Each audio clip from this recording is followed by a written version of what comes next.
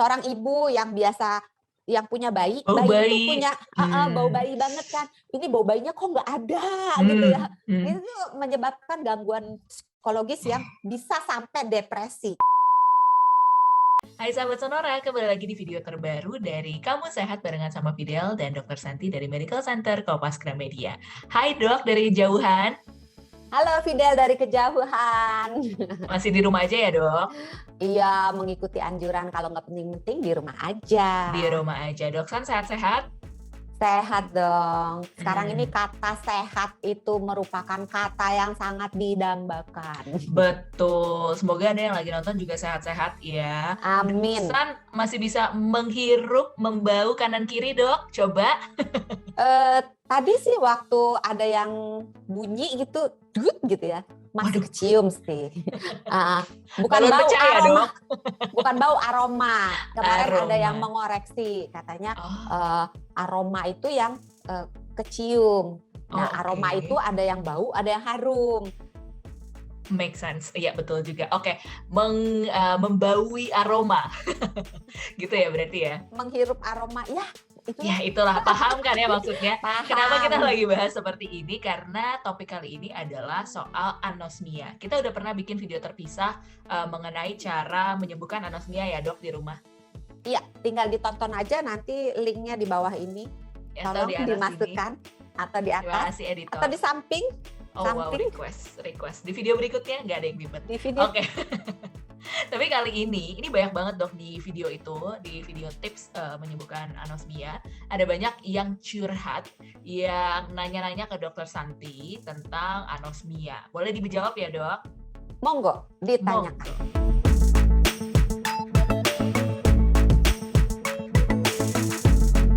Langsung juga kita ke pertanyaan berikutnya. Kalau yang ini kita nggak mungkin debat cewek atau cowok ya dok. Iya. Mbak Putri Lestari. Nah, jelas iya. namanya dong. Iya. Oke, dok, indera penciuman saya udah mau hilang 3 hari. Sudah 3 hari hilang nih dok. Tapi makannya enak, nggak mual, kemudian batuk pileknya juga sudah membaik, badannya juga nggak kenapa-napa dok, katanya enak-enak aja. Cuman itu aja berarti ya, penciumannya hilang sudah hampir 3 hari. Gimana nih dok? Apa yang harus dilakukan? Iya, Mbak Putri sebetulnya memberikan data kepada saya juga terbatas sekali karena saya tidak tahu apakah ini sudah dilakukan tes PCR atau belum. Kalau seandainya ini belum, ada baiknya dilakukan tes untuk menentukan apakah ini COVID atau tidak. Tapi apabila karena satu atau beberapa hal tidak bisa melakukan tes PCR untuk menentukan ini COVID atau bukan, maka sebaiknya Mbak Putri melakukan isolasi mandiri karena ada batuknya juga, ada anosmianya juga. Jadi kemungkinan besar ini COVID-19. Walaupun demikian, kita tidak bisa mengatakan seluruh penyakit, oh ada batuk, ada pilek, ada anosmia, pasti COVID gitu. Enggak juga. Nah karena mbaknya membaik, batuk pileknya membaik, tinggal anosmianya yang belum, masih ada kemungkinan ini bukan COVID. Jadi misalnya, oh cuma radang di daerah saluran pernafasan atas aja. Jadi mungkin cuma batuk pilek biasa aja oleh ya mungkin virus yang lain. Karena batuk pilek kan penyebabnya nggak cuma si COVID doang. Kita radang tenggorokan juga batuk pilek, kita sinusitis juga ada gangguan hidung gitu. Anosmia juga bisa disebabkan oleh sinusitis. Jadi kalau membaik ya udah tinggal dilanjutkan aja, obat-obat batuk pileknya dilanjutkan. Terus kalau untuk anosmianya bisa dilakukan terapi olfaktori, kalau mau ditambah minum suplemen atau vitamin boleh, tapi yang paling penting tadi lupa disebutkan bahwa merokok menyebabkan anosmia lebih sulit sembuh. Jadi kalau memang Mbak atau Mas semuanya sahabat Sonora yang mampir ke sini anosmia, berhentilah merokok apabila merokok. Terus kalau indera perasa, jadi indera pengecap, merasakan asin, manis, pahit, asam, itu kalau sudah kembali betul-betul luar biasa, senang sekali gitu ya. Tapi nggak perlu khawatir kalau Mbak atau Mas sahabat Sonora yang mengalami gangguan indera pengecap. Jadi, dok, kok saya minum kopi nggak ada rasanya? Kok saya makan permen nggak terasa manis gitu misalnya? Nggak taunya permennya asem. Wow, plot twist. Nggak. Ini beneran. Ada beberapa rasa atau seluruh rasa itu menjadi tidak tidak terasa Tidak. gitu. Jadi kita makan semuanya tawar.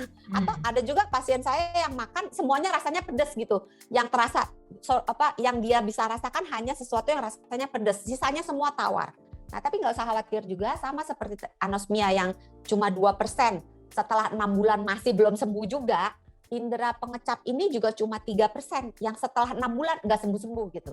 Jadi sebagian besar kemampuan menghidu dan kemampuan mengecap itu akan kembali paling lama 6 bulan.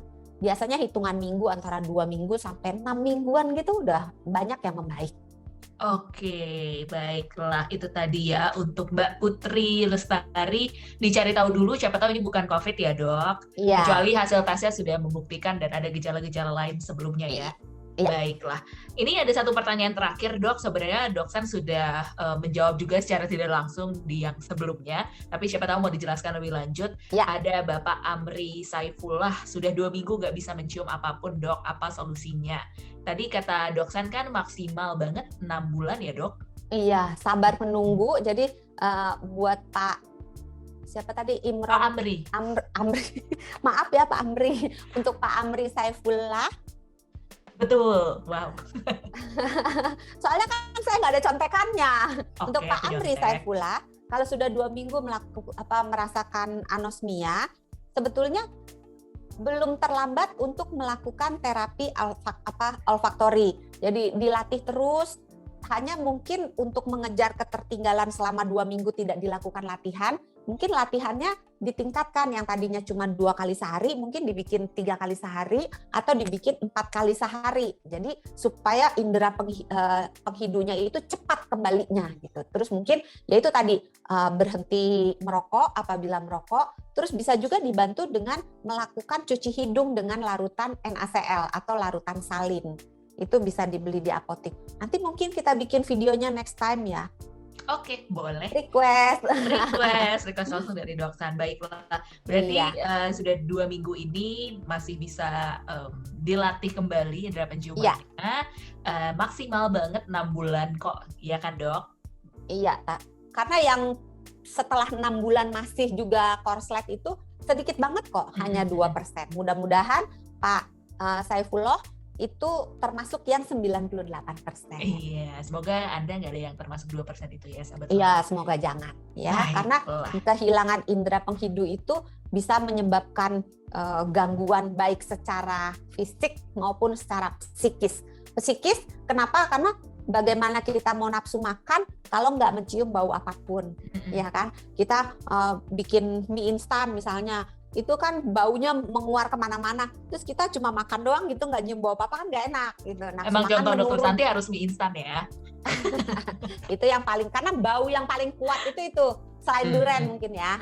Pokoknya bau-bauan bau masakan itu membuat nafsu makan itu menjadi baik gitu. Kalau bau-bauan aroma makanan itu tidak ada, maka nafsu makan bisa turun. Kalau nafsu makan turun, asupan makanannya turun, nutrisinya turun, maka tubuh akan mengalami gangguan kesehatan. Belum juga rasa depresi. Misalnya deket-deket sama pacar gitu ya, yang biasa bau badannya kok enak, ini kok nggak kecium. Atau seorang ibu yang biasa yang punya bayi itu punya bau bayi banget kan. Ini bau bayinya kok nggak ada gitu ya. Itu menyebabkan gangguan psikologis yang bisa sampai depresi.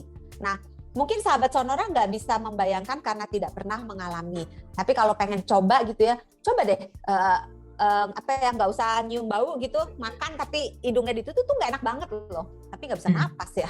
Iya, Dok. Sudah nggak bisa dicoba sih. Jangan dicoba. Ya mungkin pernah merasakan sebelum ada COVID kan ada ya pilek biasa gitu kan, rasanya kurang lebih sama. Iya.